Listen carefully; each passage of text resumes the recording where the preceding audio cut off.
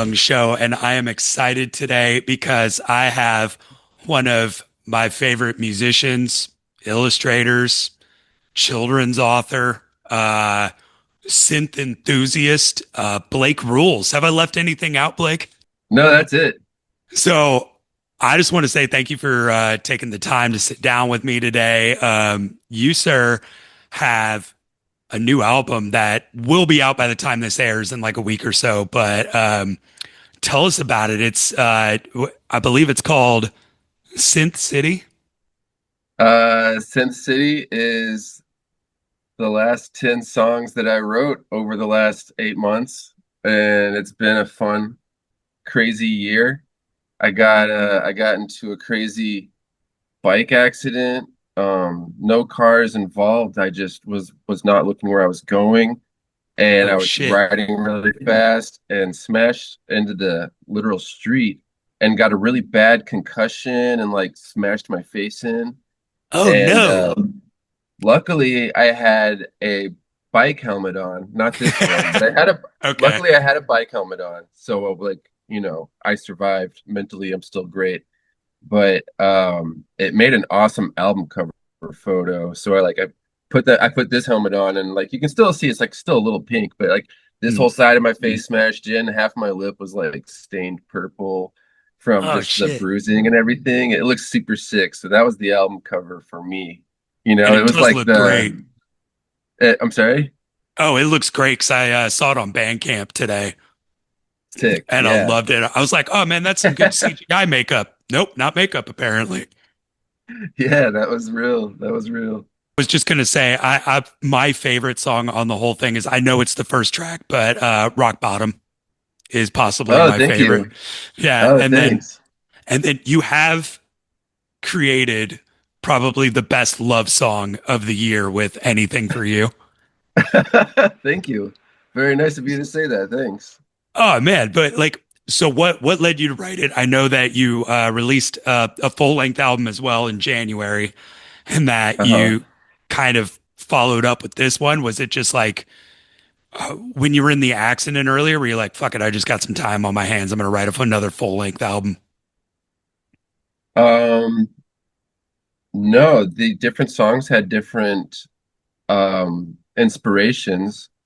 Anything for You was a Valentine's song for my girlfriend, and I wanted to write her a love song. But then I've been wanting to write a political song for such a long time, but never had a clever angle. And then I was like, oh, what if I made my love song like, oh, I'll beat up the president for you and I'll get rid of ICE just because I love you. And then I was like, oh, that's a good idea. I like because I wanted to be political, but I never wanted it to be like preachy or I had to be at an angle to me that was funny. Uh, because I want to be like no effects or something.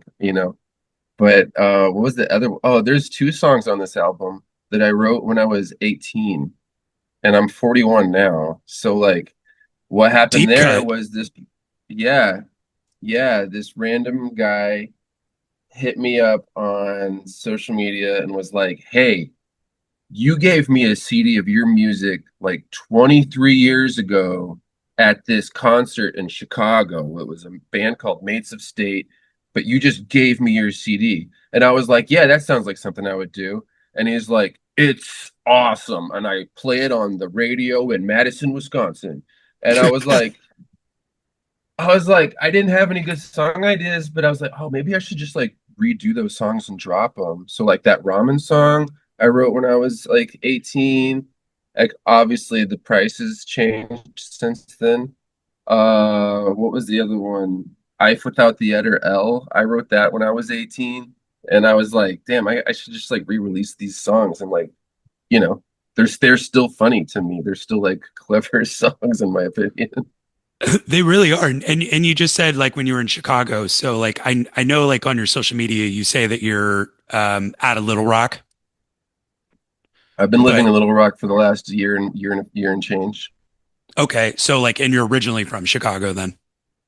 I'm originally from Texas. I've just moved around a lot all my life. Ah, I'm in Dallas right now. So that there you You go. were born and raised Dallas? No, born and raised Chicago. Oh, no kidding. What neighborhood? Rogers Park, kind of over by the Loyola Okay. campus. Crazy. Okay, very cool. Yeah. What about you? So What you I said you li were Texas. I was born in San Antonio Okay. and then moved around a lot growing up, moved to Waco, Texas, moved to Nashville, New Hampshire, moved to Bradenton, Florida. And then when it was time for me to go to college, I went to Bourbonnais, Illinois, suburbs of Chicago. And then after I graduated, just kept living in Chicago until I was 30. And I mostly lived in Logan Square. And I was rapping real hard. I was trying real hard to break into the rap music in Chicago. I was super influenced and inspired by the Cool Kids. If you ever heard of them, Yeah. they're a rap duo from Chicago. Yeah, Chuck English and Mikey Rocks. Because to me, it was like these guys lived down the street, and they were so cool. Their music was so cool. I wanted to rap like them for a while. Dude, I I wanted to think I rap have like, them on a Q101 sampler somewhere. yeah, Yeah. Yeah. yeah. And then went to Texas for a while, went to Hollywood for a year, went to or then I came to Little Rock with my girlfriend because she got a job offer here. And we visited and we love it. And it's a really cool city. I do have to wonder because it sounds like, you moved around a lot and that kind of obviously you tried different things in different areas. Um, where does the Blake Rules persona come from? It's just all the other artists that I like, I'm just channeling Well, I'm do you just like channeling everything I think is cool. do you ever feel like there are like two versions of yourself as like an artist and like one is a creative and you're just like your creative brain, you're like wearing two different hats on everything as like a a children's author and songwriter, and then you've got your more kind of like cooler like Blake Rules stuff coming out. Do you ever feel like there's two versions of yourself kind of pulling at each other every once in a while? No. No, totally. No, I've just been doing all this stuff like my whole life. Like I I mean, I've been drawing since I was like 5. Like that's how my mom would get me to sit still anywhere we went. She would just bring pen and paper and I would just draw like crazy. So, with music and then I started recording myself when I was like 12 and like writing songs. So it's like this just feels like who I am. I feel like I'm being my genuine self. Nice, nice. I don't think I'm like putting on a show perhaps or a persona, I don't think. No.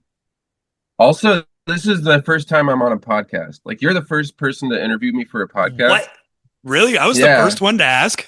Like, Yeah, but then I was thinking about it and I was like, well, and like, I've been on radio like actual radio shows and I've seen tapes from those and I was like, "Oh, I was I was trying to be a personality." Like I had the camera on me, so I was trying to be funny or a guy, but I think at no, this point in my life I'm pretty much myself all the time. that's pretty cool. But like, with Blake Rules, where did the like? Okay, so where did the helmet come into play? Because like that's kind of become Um, like your iconic thing now, I guess, in a way.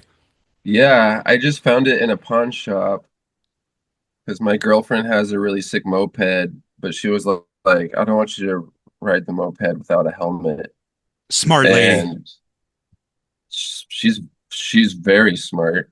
And I went to a pawn shop and I saw this helmet for 25 bucks. Dude, 25 bucks for this. And That's a sick ass $25 investment, my friend. I put it on to try it on and it fit perfectly. And it was just like the universe being like handing me the sword. I was like, oh, this is it. This is what I'm supposed to wear from now on. It makes sense. Like you filmed, like you went viral, right? With No One Wants to Be in a Ska Band with Me off your last album. Yes. How was that I don't know. experience? What How, how was that experience? Just kind of being like it, the video, like we'll cut to it in the edit later on, but like No one wants to be in a ska band with me. All my friends are fake, cause they don't like less than Jake. the video is so just deadpan and perfect. And it really my favorite line just growing up with ska bands and having friends in ska bands, hearing like, it's hard to get paid when you're splitting the check 9 ways. Like it to me, it's like how was that experience kind of blowing up on social media that way for that? It was really funny. I had no idea uh there were this many ska fans on social media that that really wanted to chime in. You know what I mean? I thought this would be like I thought this song would be funny to people who like experienced the 90s, but like nobody else would get, like I've met so many people who have asked me like, "Oh, what is ska?" I said that I've met so many people. I have not, but I've met two or three people that have been like, "What exactly is ska?" You know what I mean? So I didn't think Hey, it was going to be like widely received by the online ska social media base, but it we, got like some ridiculous number of people commenting like, "He's not making ska. This is synthwave." we are a bunch of nerds. I will say, as like a massive ska fan, they are. We can be a little intimidating, but we're all the most nerdiest, nice people, I think. Now, like, you must have some knowledge of ska to do that. Like, what is your background in ska, if at all, anything? Is it just growing up in the um, '90s, listening to it? yeah, I was born in '85, and I picked up a guitar in like 1996 when like Real Big Fish put out Turn the Radio Off, and that was the funniest album I'd ever heard in my life. Like, not only was it a good album, but like I went back and listened to it a month ago, and the lyrics on that album are so funny and so Dude, they're good. so good. And uh yeah, so by like 1999, I was like out writing ska songs, and I convinced the one guy I know that plays trumpet to be in my band. And we played like 5 or 6 shows before we branched off and started writing other kinds of music. But yeah, let it be known, I was in a ska band. My first band was a ska band. It was called Chachi. My friend Jake and Ryan and Chris and Alex and oh, who else? Abby was singing for a little while. It was a fun time, man, for at least freshman year of high school. Now, but I was thinking what's about this like so like I went into high school in like 99 and graduated in '03. So like when I went into high school, it was like right when ska was ending. But I was like a huge fan. And then like not that ska ended, but you know what I mean? Like the ska wave that was like where it was everywhere. And then by the time I got out of high school, it was like everybody was in a screamo emo punk band. Like everybody was like yeah, Taking Back Sunday or some version of this. And it was Rise like the Against weirdest went transition massive. of like it went from like ska to like 4 years later Under Oath was like what everyone was listening to. Yeah. And I was like, this is the weirdest swing for my high school trajectory of what my friends are down with. Dude, I remember growing up and it was like people were into, like Less Than Jake, all that kind of stuff. And then Slipknot. It was like the Oh, okay. weirdest like transition over. I was like, all right, so we all went from bubbly, jump pop, ska, like to just new metal. All right, I guess this is what's happening Yeah, now. But that's really, really funny. what is your favorite ska band? Oh, Catch 22. Oh yeah. But just the Keys Be Nights, just the Keys Be Nights record. Now, Like that record, Keys Be Nights is like a top 10 all time of any genre for me. oh, it's amazing. Did you like the Streetlight Manifesto remake when he went and joined Streetlight Manifesto and then remade the album under them? No. No. I mean, Okay. Fair. I respect it. I respect Yeah. it, and I think it was an interesting listen. And I was like, oh, that's that's cool. But no, I think the OG is like doesn't get better. Well, it's funny to me because you're not a ska musician now, but you're about to No. play on one of the biggest stages for ska music in the US, Uh-huh. Supernova. And I loved it because my friends are like, "Hey, do you want to go this year?" And I'm like, "Nah, not really. I don't have the money." And then I'm looking at the lineup and I'm like, "Wait, Blake Rules is on there? I'm fucking going." Wow, very nice. That's very nice of you to say. Thanks, man. Like, so have you noticed, like, it's, you have such a diverse career. You made a trap album for kids, several, Uh-huh. like 20 of them, right? Yeah, there's a lot. There is a lot. Like, and that kind of became huge. Uh, like what, I guess what I'm trying to ask is for you is it funny to you to know that there are kids that are like growing up with Blake Rules and now that they're probably gonna like, do you feel like in 15 years you're going to get a call kind of being like, "Hey, you're booked on the biggest stage ever." And it's like, "Why?" And it's like, "Cuz kids know you and they want you on stage now." Does it kind of make you happy to know that you're like influencing a generation? I know that seems like a Yeah. strange, crazy ass question, but like in a way you are. I mean, like the young kids now are growing up with you. So in like 5, 7 years, there's going to be this big underswell of kids coming into, buying power going, "Hey, I'm going to start buying all this Blake Rule stuff now because that was my childhood." Oh, wow. Man, that's crazy. Like, if you just never thought of that before, that like, No, I didn't think I had that deep of an influence on kids' lives. hey, I do want to say though, like, because the music is fun, and you kind of came out of nowhere in terms of the ska song earlier this year, and Hmm. then releasing this album. How do you feel that this album has grown from the last one? Oh no, this album didn't really grow from the last one. It's kind of just like I'm doing the exact same. Like I hit a wave that I'm like, oh, I like doing this, and this is what I want to do. You know what I mean?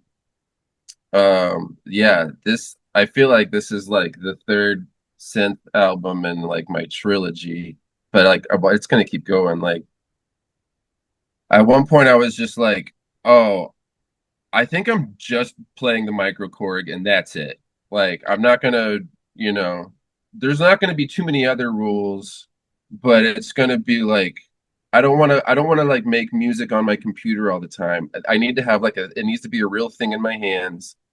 So I'm picking the microKORG because it's so fun Yeah. and it sounds cool. And that's what's gonna be. And so then other than that, there's not really rules, but I've just been like making punk songs and then making some songs where I'm like just trying to be funny, like singing, pretending to be a law firm or Oh, uh 1-800 Blake Law, man. yeah. Hey, on the, that note, the we do have to take a quick break. We will be right back. This episode is sponsored by the Deep Ellum Foundation on the Saturday Free History Tours and 1-800 Blake Law. With we were talking about the new album coming out and everything like that, and your music itself is just, it's hilarious. The we were talking Thanks. earlier about Anything for You, where you basically give JD Vance laxatives to make him poop his pants. Where does your sense of humor come from? um my philosophy lately with music has just been like I just want to make myself laugh. And like if Okay. I and so like if it makes me laugh, then like, all right, that's something we're gonna do. And that's been my philosophy the last like year and a half, 2 years with music has been I just want to make myself laugh. Like on the last album, the first song's called I Want to Rip Off the Strokes. And I had my best friend that plays guitar, and I was like, I want you to play the guitar exactly like it's a Strokes song. and make the song sound exactly like the Strokes, and it's going to be called "I Want to Rip Off the Strokes," just because that kind of stuff just like hits my head in the shower, and it makes me laugh, and I'm like, okay, I have to record that because that's funny to me, I you love you know. said hit your head in the shower while you're sat here with the giant fucking bike helmet on right now. I, I got to know when you go to Supernova, are you going to have to check that thing or are you wearing it directly on the plane? We'll find out when we get there, I guess. Dude, I really hope that we are somehow exiting the airport at the same time and I can just be like, and we all know who that is. No, I'm not gonna wear it on the plane. I don't think. You're making me question it now. Oh, dude, you should totally wear that. That would be the best social media ever. You just walking with the helmet everywhere. It's like get a It note just from your doesn't come doctor off that the whole says he trip. has to. By the time your It set's doesn't done, come it off just the whole fucking trip. smells. Yeah. Just Oh, it's gonna smell bad. Man, when I performed, I sweat so hard. I sweat so hard in this thing. The inside didn't dry out for like a day. It was like oh man. it's gonna be a gnarly Oh, day at the beach, man. oh. It's gonna be a rough day at the beach with this thing on. I just have this image of you swimming with it. Sunbathing, everything. There's like an artist meet and greet. It never comes off. Do you actually have hair? Or is the helmet just No, hiding I'm all the bald. baldness? Bald man. Gotta Dude, no, what's crazy is I started balding my senior year of high school. So Dude, me by like too. really, I never met Yeah. anyone else like this. So by freshman year of college, I was just shaving my head and I was like, hmm I guess this is what I do from now on. It's funny because I'm So glad I actually went through it then because now all my friends are I've starting to thought the same bald. thing. Yeah. And now I've they're had the all exact having same crisis conversation with fucking myself. moments and I'm everything. so glad Yeah. this happened early so I could get it over with. Yeah, it's like I accept myself. I look good as a bald man. Like I'm comfortable with this. You know, the worst is when people are like, "Do you Exactly. ever just want to go to Turkey and get the hair transplant?" And I'm like, "No, I can't afford groceries right now." And you're talking about a hair transplant? Yeah. Hmm. No one's Well, no one's encouraged me to go to Turkey. you have much better friends than mine, apparently. So, is this your like? Is this your first kind of like bigger festival performing? Yes.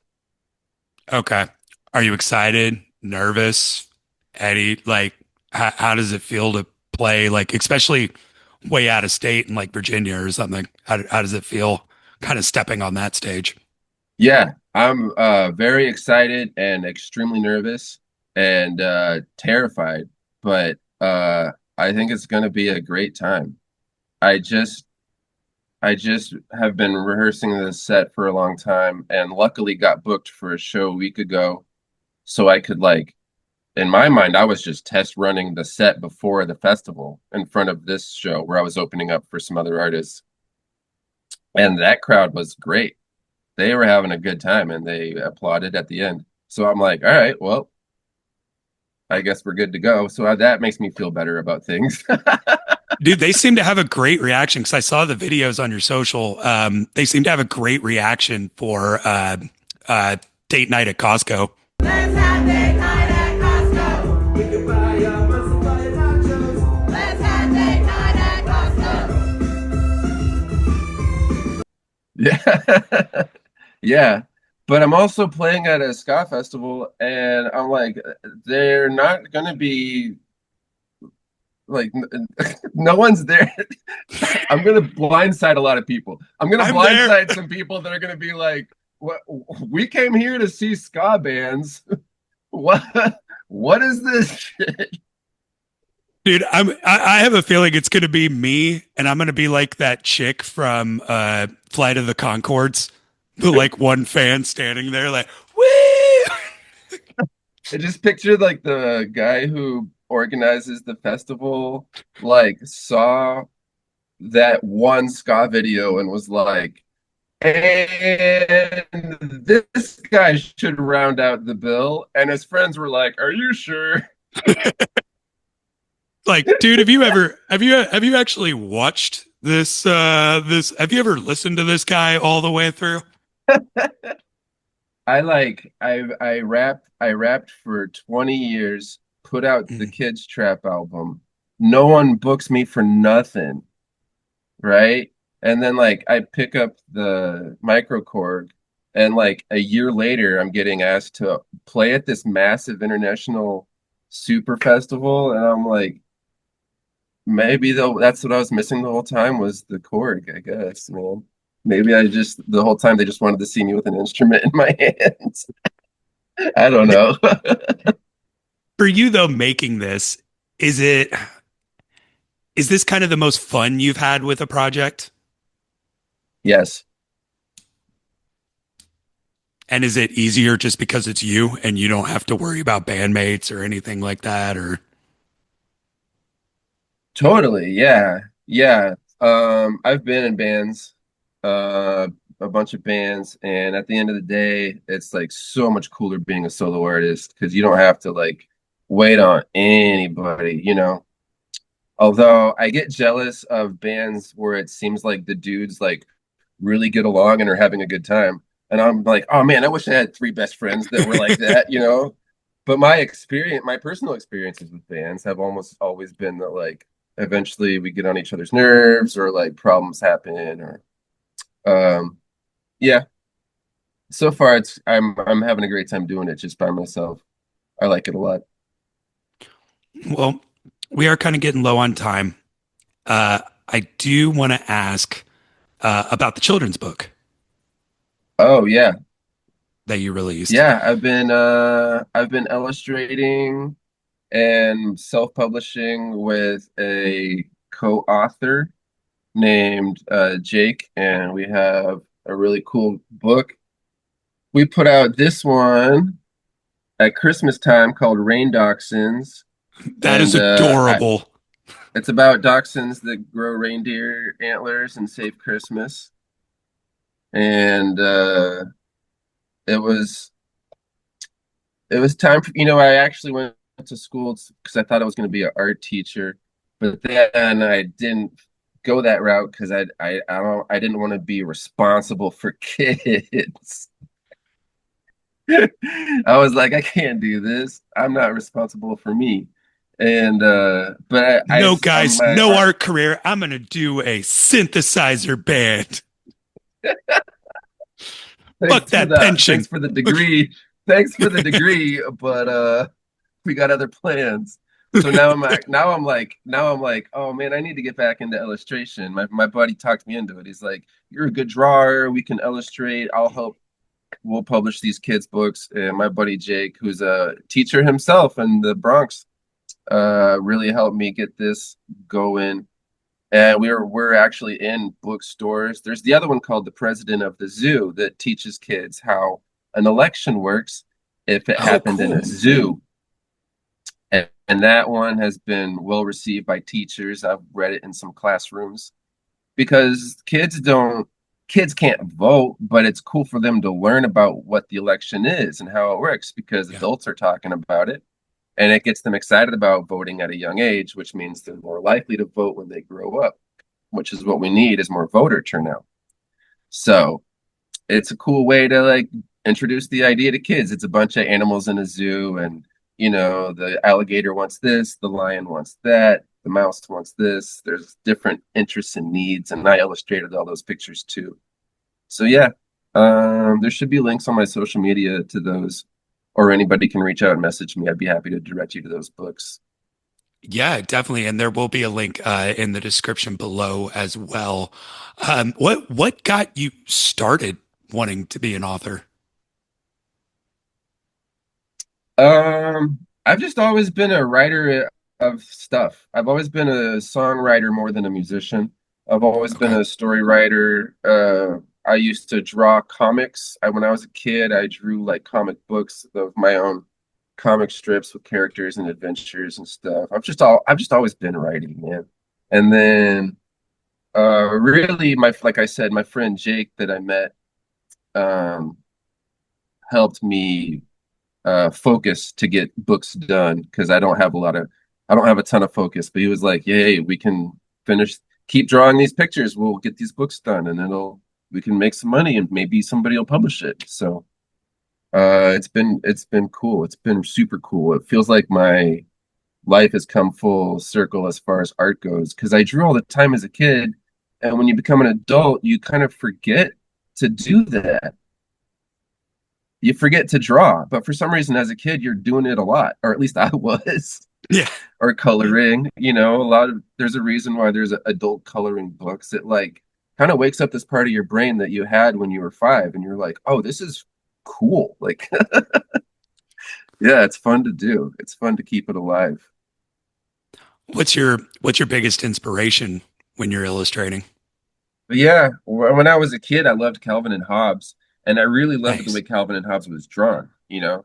Like specifically their eyes. Like I was really into the way the eyes were drawn, but like also just the characters. Obviously, he's really good at drawing nature and mixing real life looking stuff with like animals that maybe have cartoon eyes, but everything else is dimensionally accurate, are proportional and just cool stuff like that. I really liked Calvin and Hobbes a lot and obsessed over that. And I obsessed over Shel Silverstein books a lot. Oh, Like I would cool. memorize his poems, and he drew a lot too. But I wasn't in love with the way he drew stuff, because he was like a messy drawer, and I liked my stuff to be like neat and clean cut, which is funny. Before we go, is there anything you would like the listeners to know about Blake Rules that we did not cover today? Dramatic pause. The tension in the air is real. We're hanging on his every word. No, I got nothing. You got it all. Everything was covered. Perfect. Thanks. Thanks Yeah, for no problem. asking. Blake, thank you Yeah, so we put much. it all in there. We fit it all in there, man. Guys, you can go and listen to his brand new full length album, Synth City, on all platforms now. Please go and buy it from Oh, Bandcamp. right, the album, right? Yeah. Yeah. Go and buy that. You can also find his children's book. And guys, Christmas is coming up in a couple of months. You might as well stock up now while you're thinking about it. Uh, Blake, I want to thank you so much. I look forward to seeing you at Supernova. Oop, right in time. I look forward to seeing you at Supernova. I hope we actually get to meet in person. I really love this new album, dude. Rock bottom, guys. Trust me, Thank you you. will love that song. All right, Thank you appreciate so it. much, man.